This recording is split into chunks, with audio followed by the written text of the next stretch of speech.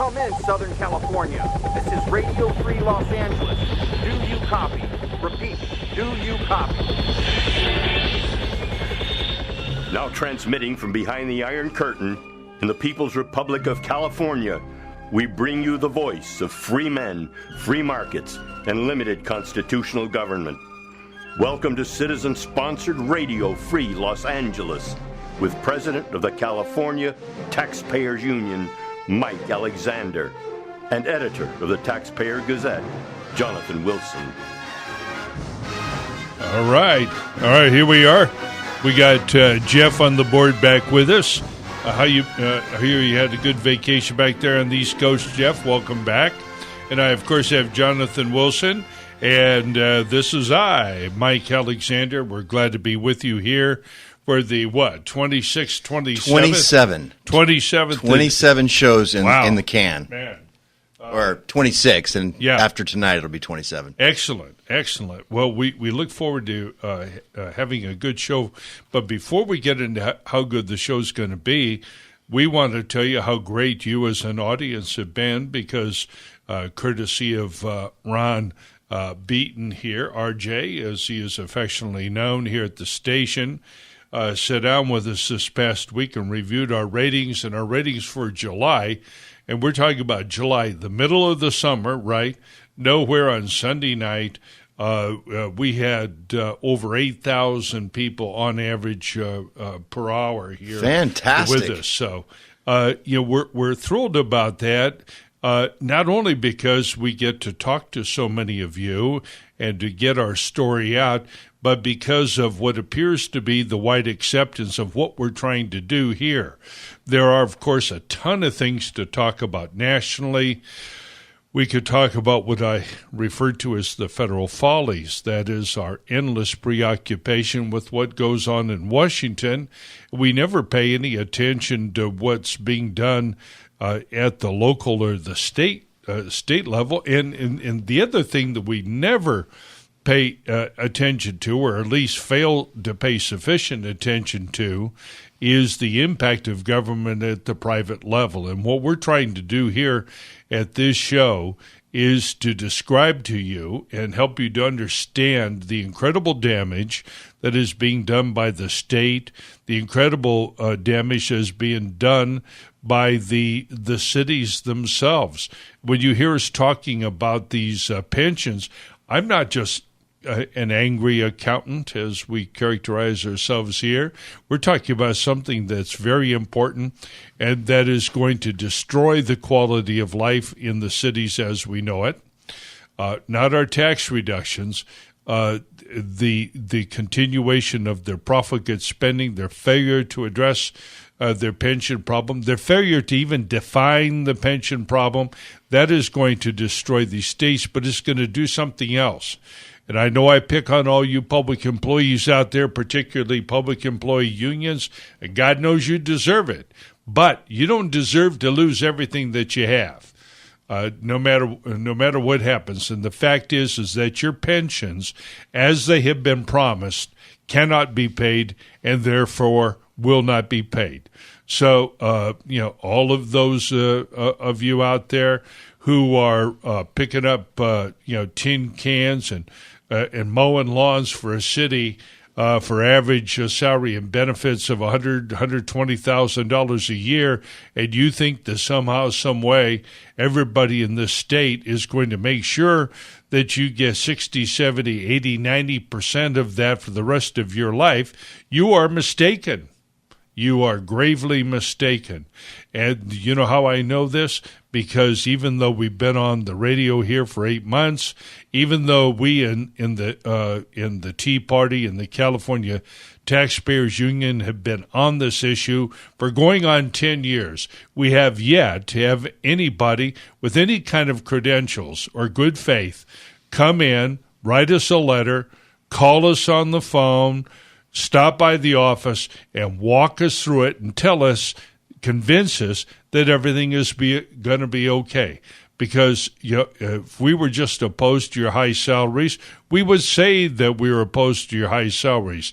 We wouldn't make up this fiction of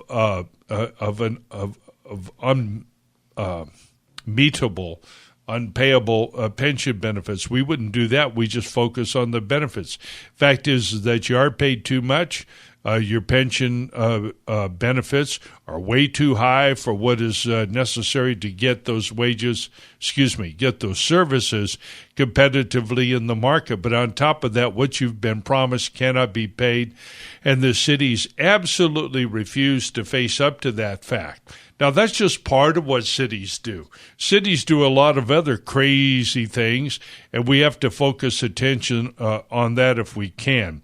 And I'm going to come back to a major issue in this state called rent control here in just a few minutes. But let me tell you what's coming up on our show and give you a couple of updates. Tonight, in the second half hour, that is after the 8:30 p.m. news break, we will have John Kupal. And John is the president of the Howard Jarvis Taxpayers Association. And I dare say that most people in this audience are very familiar with Proposition 13, and it was Howard Jarvis together with Gann. I forget Gann's first name, but those guys created and qualified Proposition 13 back in 1976, and with a few fixes here and there, it has been in place ever since, and it has saved people's homes time and time again. And remember, this was passed during the first Brown administration, when escalating assessments of homes were literally forcing older senior citizens to leave their homes, or people had disabilities or severely fixed incomes. They had to sell homes that they lived in sometimes for generations. Proposition 13 stopped that and limited the increase in the annual appraisement to roughly 1%, and that has been in place here now for over 40 years, going on 50 years. It's been a tremendous success. John will come on to talk about the work of the Howard Jarvis Taxpayers Association, which is very broad, and these guys are just part of the conservative varsity here in this state. They work so hard on it. So he'll be here, coming in here on tape. The second half hour, we pre-taped it here last Tuesday because he wasn't available tonight. We'll hear from him. Now I want to bring you important updates here on Proposition 6. And repeat after me, class. Yes on 6. Yes on 6. 6, Proposition 6. For all of you YouTubers Facebookers out there, who aren't being censored, and maybe we are, I don't know, but if we haven't been censored here, I want you to look at the camera. We have a beautiful royal blue on a goldenrod background says, yes on 6, repeal the gas tax, paid for by Reform California. That is very, very important. That, as you know, the new gas tax, just the increase that was passed by the evil Sacramento crime family here a year and a half ago, that has added almost $800 per year to the average family of 4, and that hits everybody. It is highly regressive, and it should tell you that if you're listening to anybody in Sacramento, anybody of any party who says that they care about you, but they're not going to cut taxes, hint, they're lying. They're just lying. And they lie all the time. And that's why our favorite phrase here is to describe most of what government does is a fraud, a hustle, and a con. And there's no bigger con going on than the incredible tax that we have.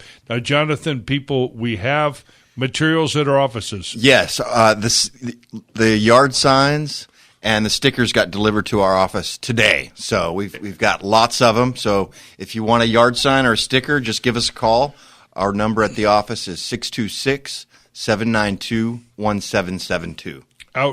Outstanding. There, we have those, and we have these little portable stickers that are about 4 by 6, and they're suitable for sticking on, I don't know what a meter maid's card. No, don't do that. No, these are gas pump stickers. Gas pump stickers. Yeah, put them on all the gas pumps, Beautiful. but ask permission first. Hey, ask permission. This is Mike Alexander and Jonathan Wilson. We'll be back with you in just a minute after this break. All right, back with you, Mike Alexander and Jonathan Wilson, Radio Free Los Angeles. We really hope that you will join us. Call in and tell us what you think of the show, some areas maybe that we're not covering that you would like to cover. If you have a story, something that's happened in your neighborhood that really illustrates runaway government and singular stupidity, we'd love to hear about it, because whatever's happening in your neighborhood, I guarantee you, is going on in some other city somewhere. And when you look at this $1 trillion plus pension debt, that is over $1 trillion that we have not yet set aside for government people, for public employee pensions, you can see that what we have, this crisis, is nothing more or less than an accumulation of the promises that have been made in scores of cities throughout the state of California. So there's nothing small, and there's ultimately nothing local about a local city. It's all part of a vast integrated political network that operates to our great injury in the state of California.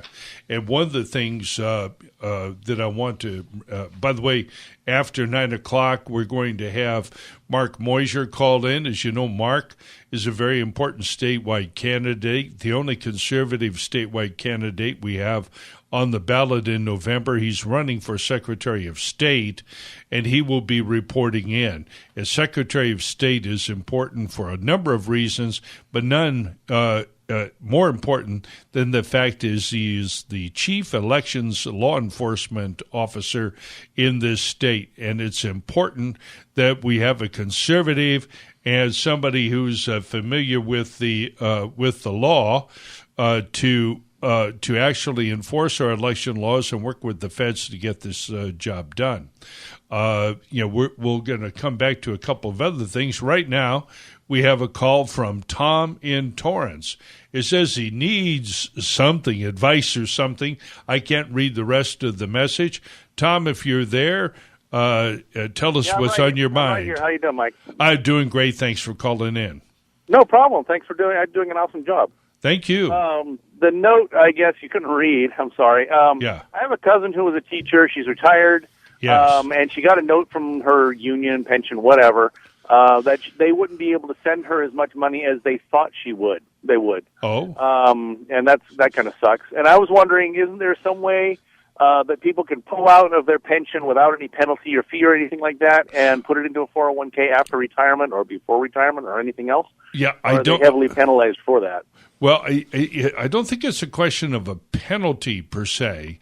I think it's a question of you're unable to withdraw from the system once you're there. And I'm going to check on that.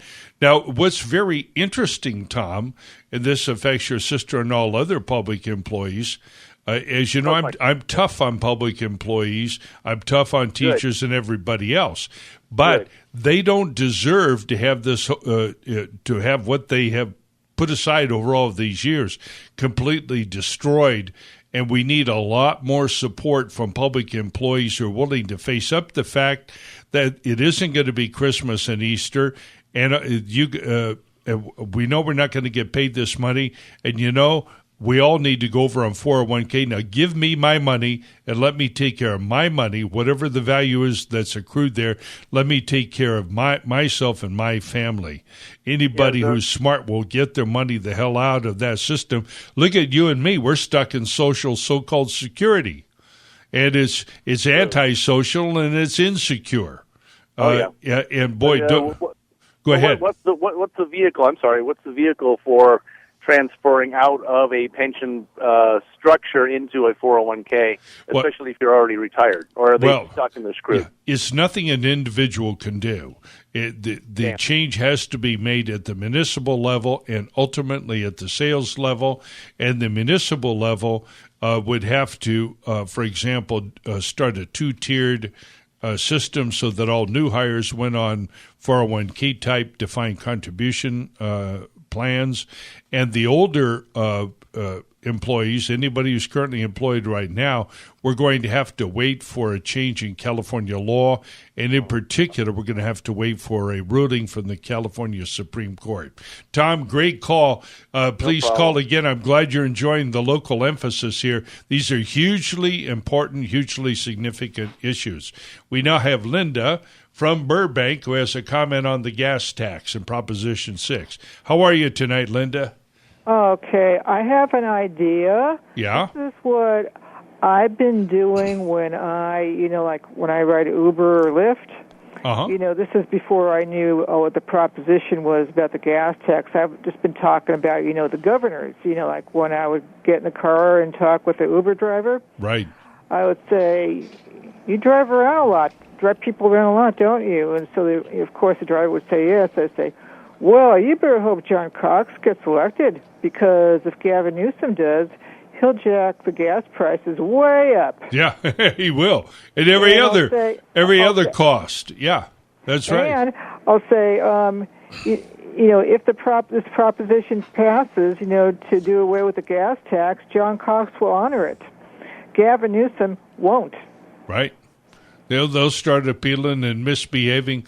Linda, you're so right. And one of the things we have to face, a lot of us were very civil, polite people. When we grew up, and even into our adulthood, we feel that it's impolite to talk about politics, that it's not done. It certainly isn't done in a social setting and so forth. But what you pointed out here is our need to carry out some kind of advocacy, and this is a primary duty of citizens. We can't sit here and be silent and hope that Mike and John, Jonathan here, and Linda from Burbank is going to do somebody else's job. So you better be jawboning them. And when you own that Uber operator, their Uber driver, for 10, 15 minutes or a half an hour, well, you might as well, since you're paying him, you might as well tell him what you think. You got to listen, right? Plus the driver, the driver is using its own car. Oh, yeah. He's an individual, an entrepreneur, and if he isn't sold, nobody will be. Linda, thanks for the input. We now have Dave on line 3 who would also like to comment on Proposition 6. What's going on tonight, Dave from Orange County? Yes, hi, Mike. This Ian Calderon, who voted for the gas tax, now he's a pro tem leader in the assembly, and your guest last week, Jessica Martinez, she's running against him. Yes. He made a comment at the Santa Fe Springs Chamber of Commerce at an event in front of an audience, about 100 people. Santa Fe Springs Chamber of Commerce, and he was asked a question. He was asked, well, what is your definition of creative funding or financing? And he said the F word. He said, F. If I lose this election because I voted for the gas tax, then I will sleep well knowing I did the right thing. I mean, can you believe that? Wow. I don't. Actually said that. Now, oh yeah, the right thing. Not only was he engaging in inappropriate wordage, but right. Is the right thing hurting lower-income families, hurting fixed-income senior citizens, and hurting the paychecks of all Californians who are living in the state, the highest tax state in the union. I mean, that's it's right. outrage. That's right. Yeah, and this Calderon, who acts and talks like a punk. He's out there taking money away from people that he purports to represent. He will sleep the night that he loses, knowing that he did the right thing. This guy wasn't interested in doing the right thing. He was interested in doing what he was told by his public employees, unions who own him and operate him. To use that money to pay for bloated government union employees, bloated salary increases, bloated pension increases, bloated benefits. And right. we've got to get these people. Folks, look, this issue is a big deal for Republicans to win on. I mean, get out there and help your assemblyman campaign on it. Why are we paying? Hey, Mike, isn't it true that these assemblymen, when they get out of office, don't they get this pension for being in office? Oh yeah, they work so damn hard, you know. We need to get rid of that. We need to cut that. We need to get this pay-for-play government union stuff out. That's right. Whacking these people by voting them out with this campaign on this gas tax. These people are totally, look at the epidemic of crime they've caused by Prop 47. Look, I know who created that prop. Yeah. It was Attorney General, District Attorney of San Francisco, Democrat George Gascon, and who wrote that? It was a Stanford University, what they call the Justice Advocacy Project out of Stanford University. All these liberals are creating these propositions. I know. Grab your ankles, man, when those guys start talking. But there are some good guys at Stanford, and we talk to them. Dave, I want to thank you for your regular participation in our show. We look forward to hearing from you again. We're up on about 2 minutes, and I want to remind our audience that at the bottom of the hour here, John Kupal will be coming on. It's a taped interview, so if you want to call and hold on till after 9 o'clock, great. We could talk more about it, but he won't be available to take any calls or respond at all. We'll be back then. And then after the 9 o'clock hour, I also want to talk to you again about this rent control business is coming up. But as we go into the next half hour, we want to remind you that this is listener, citizen-sponsored radio. And Jonathan, if they want to give us some love and support to back up these numbers, where do they go? What do they do? It's so easy. All they have to do is go to CaliforniaTaxpayersUnion.org. Got it? And just click the Join Contribute button and show us some love. Whatever you do it every month. Click that recurring contribution. That's just keep on clicking. That's it. You'll find until your card screams. All right. This is Mike Alexander, Jonathan Wilson, Radio Free Los Angeles. We'll see you after the break.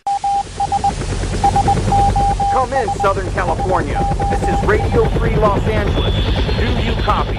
Repeat, do you copy?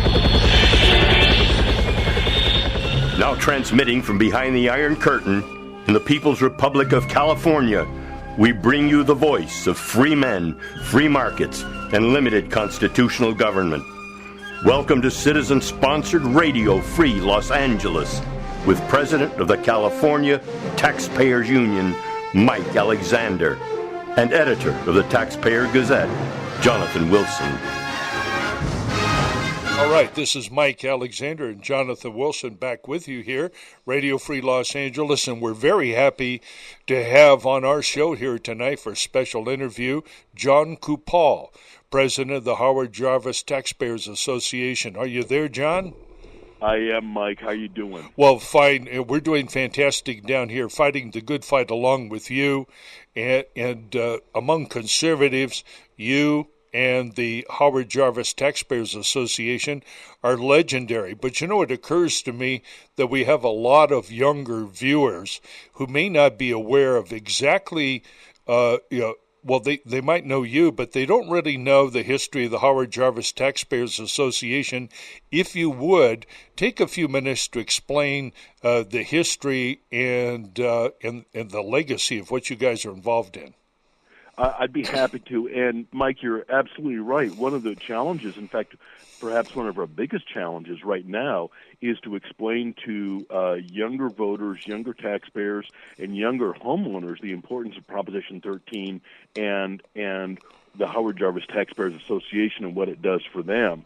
It used to be when I would speak, I'd have people come up and say, if it weren't for you and Howard Jarvis Taxpayers, I would have lost my home many years ago. Yes. And now I have, if it weren't for you, my parents would have lost their homes. And now I have people coming up and saying, if it weren't for you, my grandparents would have lost. So that tells you that it's been 40 years. We're celebrating the 40th anniversary of Proposition 13, and it is so vitally important. What is missing today among younger people is they don't recall the fear that permeated California in the mid-'70s with people literally being taxed out of their homes. Yes. So Howard Jarvis was a taxpayer advocate.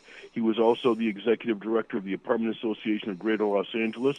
Property owners up and down the spectrum were being hammered by property taxes, not just because of the property tax rates, which were very high, but also because real estate in California in the mid-'70s was becoming increasingly valuable, and under a traditional property tax system, your taxes are based on the current value, whether you get any money out of it or not. And this is what was killing homeowners in California in the mid-'70s. Yes. Howard Jarvis, and with some help from Paul Gann in Northern California, authored Proposition 13, very basically said the tax rate will be limited to 1% per year, and the annual increase in the taxable value of property will be limited to 2% a year, and property will be reassessed to full market value when it changes hands. This system has worked so well, even liberals in other states are now looking at Prop 13 as some sort of way to lessen the impact of runaway real estate values. It's bizarre that Mario Cuomo is actually looked at some elements of Prop 13, a very liberal state. Right. I mean, people are shocked when they hear that. But the Yeah. reality is Prop 13 has not only saved homeowners, it is associated with conservative politics, but the reality is it reflects a good tax system. So our number one mission at the Howard Jarvis Taxpayers Association, which, by the way, was formed by Howard Jarvis immediately after Prop 13 passed, as a way not only to fulfill its core mission of protecting Proposition 13 and defending it in all forums, but also to protect all taxpayers on other issues like the right to vote on taxes. And Mike, as you know, you're familiar with our staff. We not only do public education and speaking, we have 2 full-time attorneys. Yes. We litigate a lot. Yes. We sue government a lot for their transgressions against taxpayers, and we have a full-time lobbyist, and we have a full-time foundation, and we have a political action committee. So what we do, Mike, as you know, is try to move forward on all fronts to protect Californians in a very hostile environment for taxpayers. This is not the California of the mid-'70s. This is not Ronald Reagan's California. This is a California that has moved decidedly leftward. Now, having said that, the good news is Proposition 13 retains a high degree of popularity. We do benchmark polling on Prop 13 every couple of years, and if it were on the ballot today, it would pass by about the same 2/3 margin that it did back in the mid-'70s. I'm cautiously optimistic about retaining the core of Prop 13, but of course they're coming after it in different ways. They certainly are, and even and this is what I'm about to say is not a criticism in any way, shape, or form of the original Proposition 13, but from my perspective, the 1% tax limitation and the 2% reassessment limit per annum has still basically given the government, the counties and the cities, an increasing level of taxation to the point where it's really expropriative. You have many houses in larger urban areas costing about $1 million, and when you look at the square footage and the amount of property that they have, you have at least a $10,000 a year tax bill on the relatively small parcel, and it's going up. It's hard to argue that people are getting $10,000 a year in services to that parcel, whether it's police or fire or anything else. So I think that as we go forward, there's going to be a need and hopefully a political market for further revisions in tax. At some point, we're going to have to put a cap on government and stop this ratcheting up from inflation and increase in property values. And many of those increases in property values are the proximate result of their restrictive building policies, which drive the prices of properties sky high. Absolutely. We don't build affordable housing.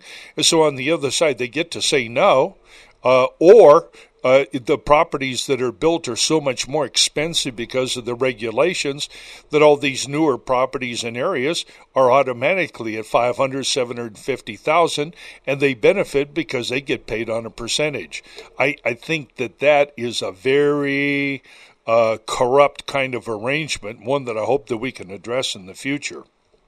Yeah, I think that's right. Now, you're right that the property taxes are driven by the artificial choking off of housing supply. Now, the good news, of course, of what Prop 13 does is for people who have already in their house, this is precisely what it protects against. So it may be $1 million homes, but they are probably, if they've been in their homes for a long period of time, are not being taxed on $1 million worth of value. That's the value of Prop 13. That's Mike, correct. I think the biggest abuse we've seen is not in the core of Prop 13, either the 1% tax rate or the 2% limitation on increases in assessed valuation. The biggest abuse has come in what we call the below-the-line items.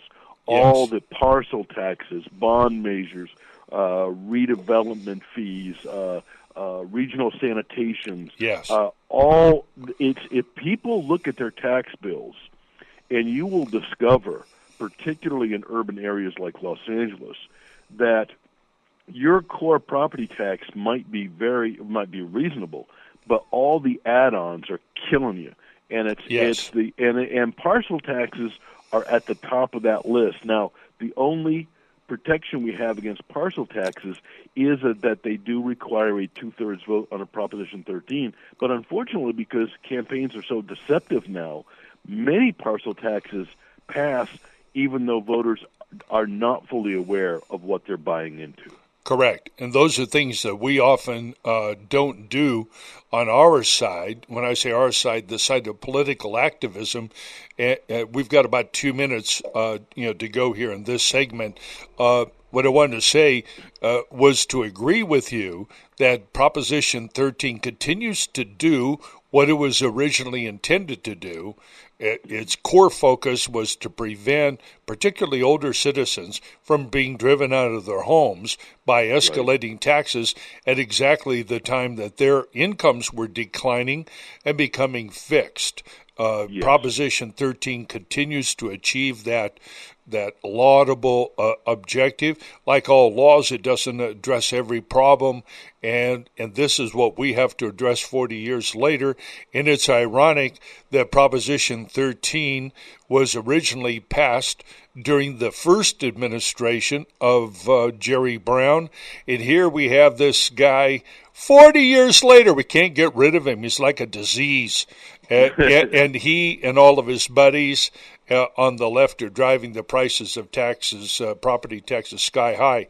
When we come back in the second segment here, I would like to talk with you, John, about some of the things that you're attacking. You mentioned that these parcel taxes and other ancillary property taxes, or taxes that are incorporated, tacked on to your property tax bill, that these are passed surreptitiously without very much attention, and very often with the financial assistance of those who stand to benefit from it, the local governments and the bond companies themselves.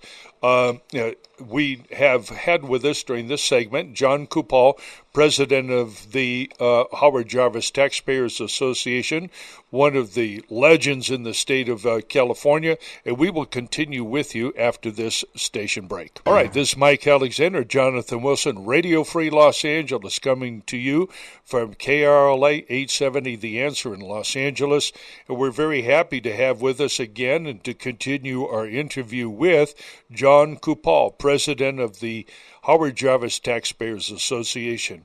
John, in the last segment, we left off talking about some of the mischief that goes on in these campaigns to create more taxes or on property, or more taxes that are attached to your property tax bill. You've recently been in litigation with these people, haven't you? We have, and this is an ongoing problem. First of all, keep in mind that a lot of local taxes pass local sales taxes, local parcel taxes. Taxes which go into a general fund require only a simple majority vote. Taxes for a special purpose require a 2/3 vote.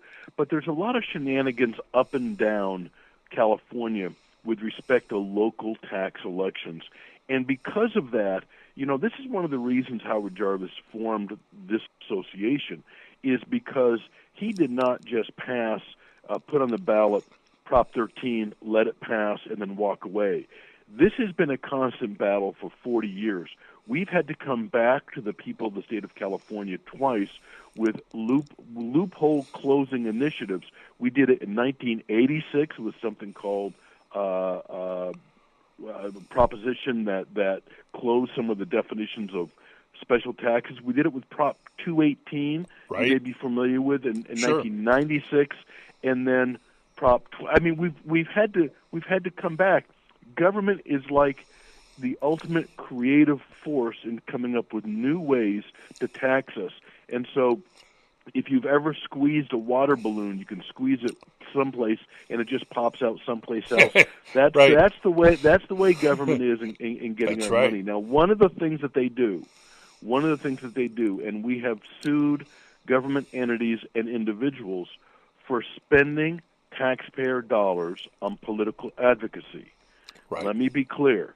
Spending taxpayer dollars for political advocacy is a violation of California law. Correct. And we just recently, in the last couple of weeks, sued the County of Los Angeles for spending $1 million of your taxpayer dollars in ads to pass Proposition H, which was the homeless tax last year.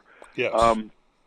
We filed a complaint with the Fair Political Practices Commission, which should be riding shotgun over this issue. They have been extraordinarily weak and ineffective in enforcing California law in this regard. Privately, we hear that they really like what we're doing, that they support us in going after local governments for doing this, but they themselves are the ones that can drop the hammer and levy the fines against this kind of illegal behavior. And those fines could be significant, and they involve the entire Board of Supervisors, don't they? Yes, they do. And in reality, the amount of the fine should be the amount of money that was spent illegally. Now, having said that, if you're on the County Board of Supervisors and you get hit with $1 million fine, but you've got a $220 million tax, that's still a good return on your investment. So, that's right. This continues to be a concern. Many of these local governments know that they're violating the law, and they don't care. Right. I think until we start finding some of these individuals individually liable, and they have to pay personally, which I don't like to do. I don't like to bring those lawsuits. But if they continue with this kind of activity, we need to find a better hammer to hit them with. Two issues. Number one, when local governments spend money for political advocacy and they don't report it as a campaign expense, then they have violated FPPC law, the Fair Political Practices Act, with respect to reporting. They need to report those expenditures so that the public can track them. Sure. That's issue number one.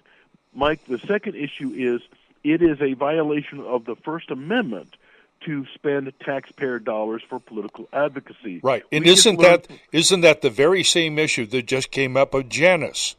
And that is, I was just about ready to say that. I'm is sorry. The Janus issue. No, that you're channeling your inner lawyer there. I'm channeling my inner Kupal.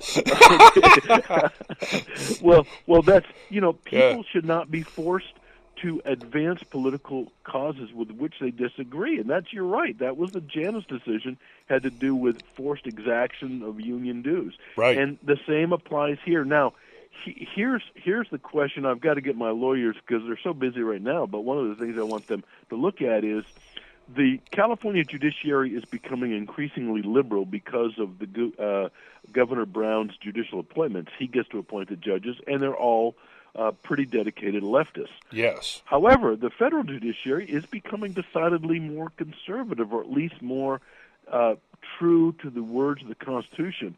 I think we need to explore on the federal violation of the First Amendment, filing those lawsuits in federal court. And we just filed another federal lawsuit on a different issue having to do with a illegal government program that California has adopted. But we decided to bring that case in federal court because it had to do with a violation of federal statute. So for your aspiring lawyers out there, or lawyers who are listening who like taxpayer advocacy, one of the things you need to consider, out of the many things you need to consider, is can you bring a case, can you find a federal claim when you sue the state of California? Because I'm sensing now that we're going to get a more receptive audience in the federal judiciary than we are in the state judiciary. Yes, I thoroughly agree. Here in California, we've had this anti-constitutional approach, not just unconstitutional, but anti-constitutional approach. Sanctuary cities is the most famous example, but the lawlessness that exists at the local city level and at the county level is remarkable. And we can't reach these people. For example, when there's any kind of a local election, you can count not only on the city putting out information, quote unquote, taxpayer information, what will be cut off or lost or whatever, some tale of woe that goes in the power bills or the trash bills. And then on top of that, you have the California so-called Teachers Association, and all the local teachers will have that same propaganda going home in the take-home bags of the children's weekly information. I forget what they call that. But that goes home every week, and we've confronted that several times when we were challenging and trying to repeal local utility users taxes. When we're up against the teachers, we're up against the schools, we're up against the cities. They spend this money shamelessly, and yet over all this time, and our great passion, as you know, John, is the fiscal crisis that is not only threatening but is upon us, and that is the insolvency of the entire state of California, and every city and municipal subentity of the entire state is insolvent because of the pension debt. That amount of money simply can't be paid. There's every new tax that we see is de facto pension tax, and yet I've been struck by the fact that almost nobody in government will acknowledge its significance. You're lucky if they'll acknowledge the number. But what's your take on this? What do you see happening? We got 2 minutes. They belong to you, John. Right. Well, absolutely. And the good news is, if there is any good news, and there's a lot of bad news, but 20 years ago, when guys like you and I were talking about pension debt, nobody was paying attention. There is a lot more attention being paid to this now. Yeah. And even some local government officials will privately acknowledge that it needs to be addressed. There are Democrats who are on our side. I'm thinking of David Crane out of Stanford, a professor. I'm thinking of Chuck Reed, Democrat. Yeah. So people are beginning to understand this. But really, we get back to Janus. We can't address this issue until we level the political playing field, and I think Janus will help in that regard, so we can at least elect, even if they're not Republicans, we can elect fiscally sane. They don't even have to be fiscally conservative, just fiscally sane individuals who will acknowledge that this pension crisis, the Titanic is about ready to hit the iceberg, and if it does not divert, it's going to be very, very ugly. Some people think it's $1 trillion worth of unfunded pension obligations in California. That's one calculation. Of course, the actual amount depends on how the stock market does today. Correct. But that's the other thing. If we hit another recession, you think it's bad now? We're losing ground now in a vibrant economy. What happens when we hit another economic bump? It is going to be a disaster. So that is probably and your statement of every tax ought to be viewed as a pension tax is 100% correct. I think that's the word we need to get out there. Totally with you. We've been very privileged to have John Kupal with us here tonight, Radio Free Los Angeles. John, quick as you can, if they want to support you, where do they go? They go to hjta.org, and we also have some great taxpayer action tools there, specifically on this issue of public funds for political advocacy.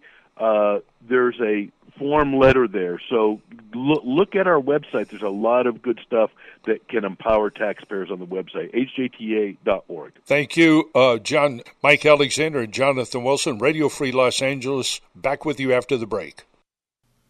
All right. Yeah, we ended up with a minute or two left here.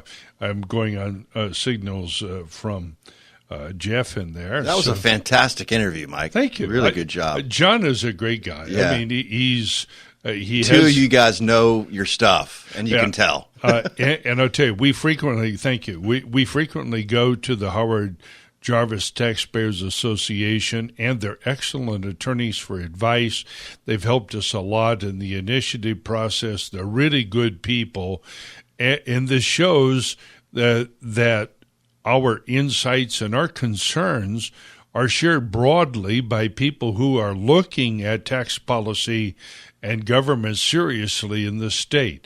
Government is important, too important to be left up to the politicians, and it's a strong reminder to all of us out there that we have to, as citizens, take responsibility for all of these things. The first thing you have to do, of course, is learn, and we hope that you're identifying the issues here by listening in on the program. We're going to make our Taxpayers Gazette a lot more useful instrument here in articulating some of these issues. And then, of course, you have to go beyond that. Ultimately, you have to make a telephone call. You got to write a check to somebody who's doing this work. And really, as important as all this, you really have to get out and vote. There's no excuse for low turnout. That music that you hear is bringing us up on the end of our hour. We'll be back in the next half hour. We'll hear an update from Mark Moisure, who's on the road, and we'll have our ever-popular Government Grifter of the Week award. From Riverside this week. Yeah, it's going to be fun. So join us, 866-870-5752. Call and be part of the show. All right, back with you here, Mike Alexander, Jonathan Wilson, Radio Free Los Angeles. And let me tell you, the title of our show drives libs and big spenders nuts because they hate the fact that we call them on their Marxist, Leninist, Iron Curtain tactics. We're glad to be here with you talking about these things. I've got George on line. George, hang in there. We're going to get to you next. We've got a little bit of housekeeping here. We have people who join us and watch on I keep wanting to call it YouTube, on Facebook. Yeah, that's right. Well, we've got we want to give a shout out to Fran, who's just liked our Facebook page and I believe is watching the Facebook live feed. Great. And then we had a really great couple weeks with new members signing up. Great. Nick, who you know very well. I do. He's works closely with you. Yes. Nick in L.A. signed up to be a member. And Lisa in Baldwin Park just hit us with another donation.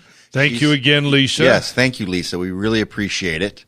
And Tom, I believe, does Tom live in South Pasadena? South Pasadena, yep. Absolutely. He just signed up, so we're rolling. Yeah. Not quite where we want to be yet, but we're getting there. So. Well, and what marks these particular contributors is that they're doing what they really need to do, and that is to make sure that revenue is ongoing and it's recurring so that we don't have to chase the same dollar time after time after time. Whatever it is that you're doing, it's essential that it be paid monthly and regularly and automatically, and then we are able to focus on the next contributor, and that is a force multiplier for your contribution. In effect, when you put your contribution, whatever it is, when you put it on auto pay, comes up against your credit card or your debit card every month, or an electronic check out of your bank account. And that way we don't have to bother you, right? And Correct. call you and ask for donations, because that's kind of what we do. We have to do it. We're in politics. Yeah. But you're asking us to spread the word. Yeah. That's what we do in politics. We share ideas, and you want to support us as we get those ideas out there. Well, when your contribution is recurring, in effect, it doubles the money.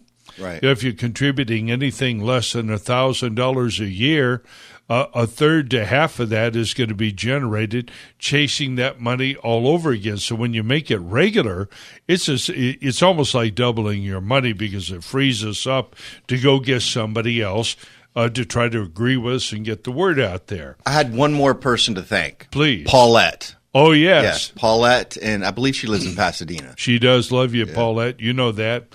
And we have so many wonderful people who have been with us for a long time, and we'll come up with some more names.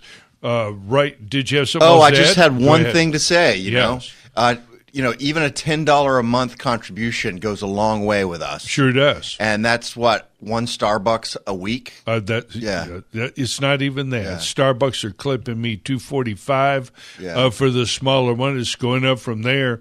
I don't know. They're giving out free health care, whatever. For the price of a cup of coffee a week, you could make California golden again. There you go. Hell, I've been thinking of going there and getting my reparations. Yeah.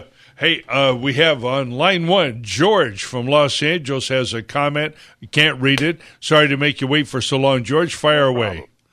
I just wanted to thank you, Mike, for having Mr. Kopal from, the Howard Jarvis Taxpayers Association on.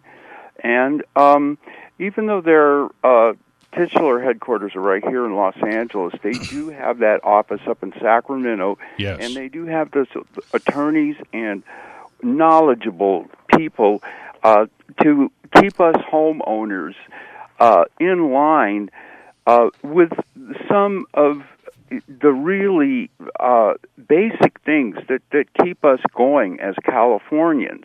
And like myself, I'm a native Californian. I've, been here 70 years.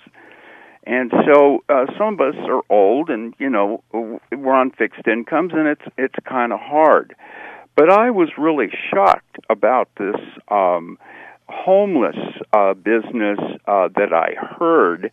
And since it's Democratic people up there in Sacramento, I know that this is just a warm fuzzy. They're trying to make everyone feel good, like, oh, I'm doing something for the poor homeless people.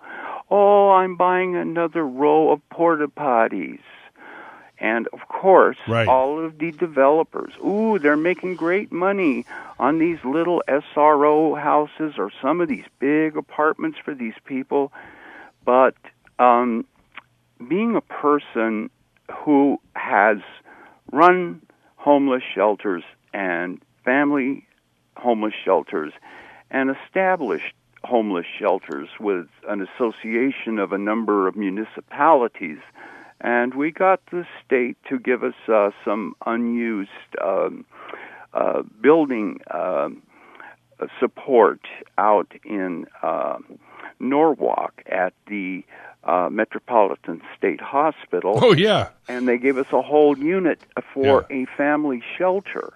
And, this was in a time, though, that people were realistically homeless from problems that were easily dealt with in terms of substance abuse, mental illness, and this type of thing. And, we had a complete, computer area for people to work on their resumes and telephones for them to work one ads. Were you part of a charity or nonprofit operation? At that time, I was involved with Catholic Charities. Sure.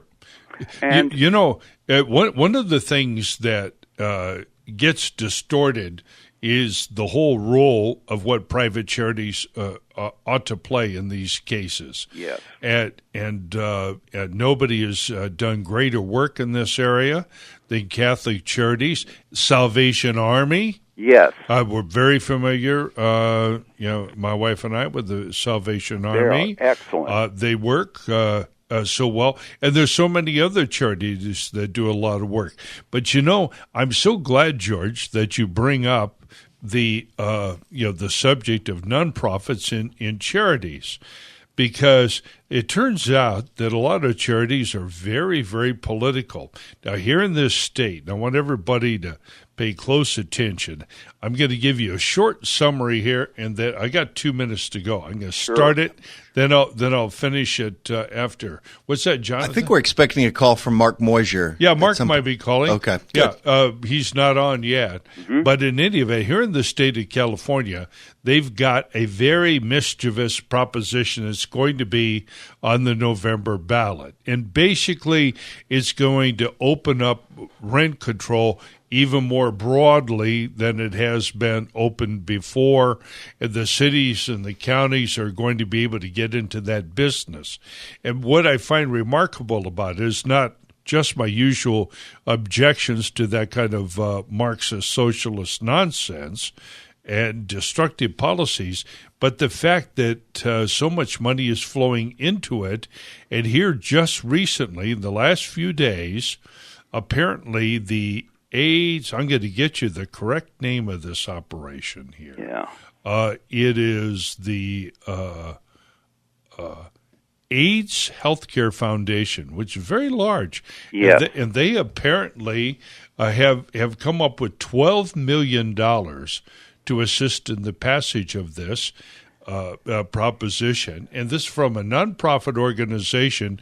One of the blurbs in this article that was in the Washington Times mentions the fact that nonprofits can make political contributions if it's consistent with their mission. That's a little bit different.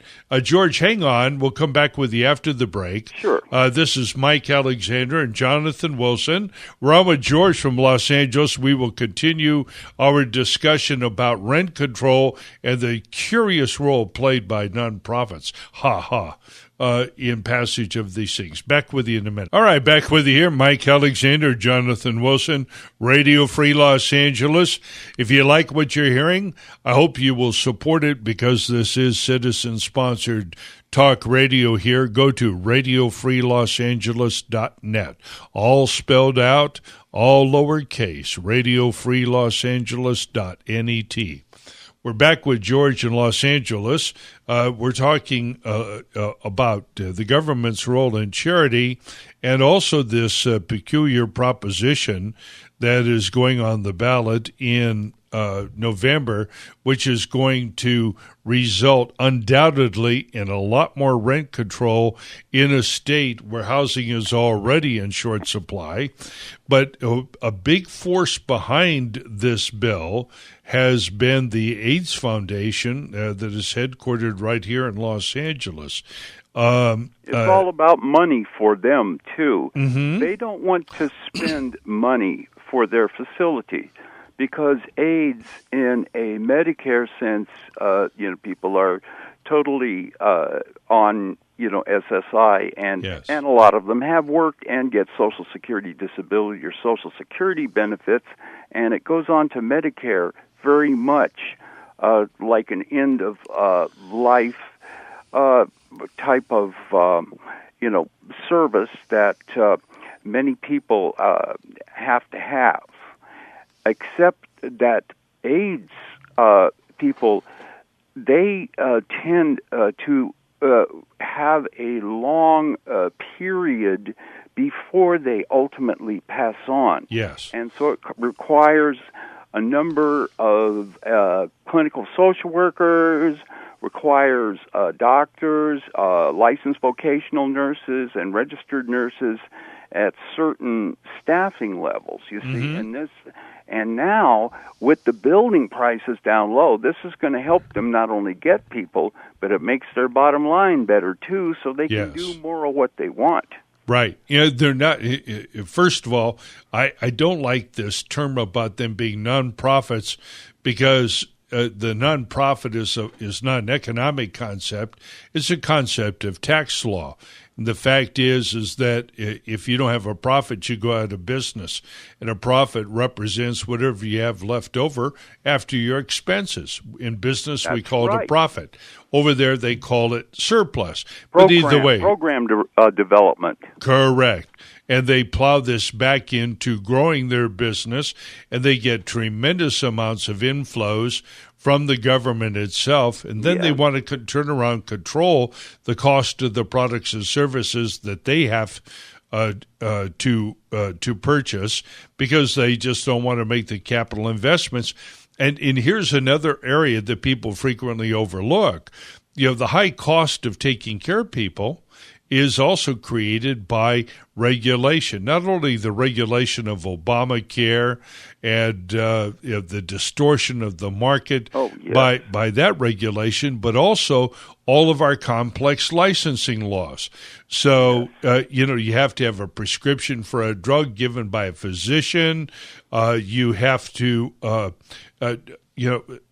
only certain people can give you an injection. So we have all kinds of people who are literally dying, but by golly, we make sure that only a medical school graduate is able to deliver certain types of services, when in fact in the military and elsewhere, we deliver all kinds of services without the same level of licensing. It just drives up the cost of poverty. Very true. But I just don't want people to fall for this homeless business, because I've been keeping track of it for several months. And the main problem of it has been advertising of basically for-profit drug treatment programs. Mm-hmm. These guys go, promises and all this other stuff. Well, when the insurance money runs out, they just dump the people on the street. But they advertise all over the country. And so people are coming to California, and it's the old thing that H.L. Mencken said: whatever is not securely nailed down or bolted down, it's like the continent is tipped and it all rolls down into Southern California. All the nuts and bolts. Yeah, I gotcha. Yes. George, thanks for calling in. Again, we love having you as part of the program, and we welcome your insights anytime. We'll talk to you again soon. Brooke, and the lovely Miss Brooke, is on duty tonight. Do we have another caller in there on line 2? All right. If not, let me go back to this AIDS business here. We definitely have a big challenge with these various organizations that are supposed to be that are tax exempt, but they're anything but unpolitical. They're apparently very much involved. So you take contributions to a tax-exempt foundation. Those are taxpayer-subsidized funds, and they're turning around and using them against property owners and apartment owners who are going to be directly affected by this new rent control, and it won't necessarily benefit the tenants ultimately either. It's really outrageous. We need to be looking a lot more carefully at that, and I'm going to try to get an expert in campaign finance law to call in on the subject. It's very disturbing, to see them. Folks, we were expecting Mark Moyser to call in. So if somebody else wants to call in here tonight, you're certainly welcome to do so.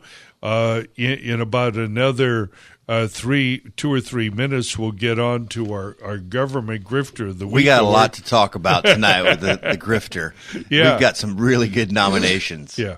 We'll get about 6 minutes to go. Do we have some let's do some cleanup here. We have some other contributors who have been very generous with us. Well, of course, Judy and Ed. We always want to give them a big shout out in Pasadena. Judy and Ed. Jim and Betty in South Pasadena. Marcy and Guillermo. That's right. Yeah. And they're in South Pass. And Jim up in Altadena, just a faithful contributor. Yep. We've got a good, solid group. Am I missing anybody? No, we're missing a couple of hundred. Well, you signed up. You joined for $83.33 a month. Yeah, that's right. So you're putting your money where your mouth is. That's right. Literally. That's it. Yeah. We do that because of the gold plan. This is the secret of the unions. Remember, every time you hear about Soros, don't think Soros, think Sally. That's right. Sally is that young school teacher, just got out of college, just got her credential, just got her first job with the school. And even after this Janus decision, you can rest assured that many of them are still joining that teachers union, and they're going to pay $20 a week, $1,000 a year for the next 30 years. And as I've said so many times, it's not what they do. It's not what they're collecting. It's what we don't do and what we don't collect. And so now that the public employee unions are in trouble, now's the time for us to ramp up our operation. It's time for, we'll call the movie what? A Union of Their Own. Yeah, that's right. I just remembered a couple others I want to give a shout out to. Tom and Kara in Pasadena. Yes, God bless. And John Juantiera, as he's better known, in Mount Washington. That's right. And Allison Boyle. God bless you, Allison. Yes, and I believe she's in Pasadena. She is. We just we need to get recruiting. We need more members of this union. Yes, and more audience. So get your friends on here to listen to it. And you can always listen to our podcast, which will go out tomorrow. Now, we've got 3 minutes later. Hey, music, maestro, please. And now, live from Glendale, California, it's this week's Government Grifter Awards. And the nominees this week come from the city of Riverside. So there's so many great nominations this week. It's kind of hard to pick.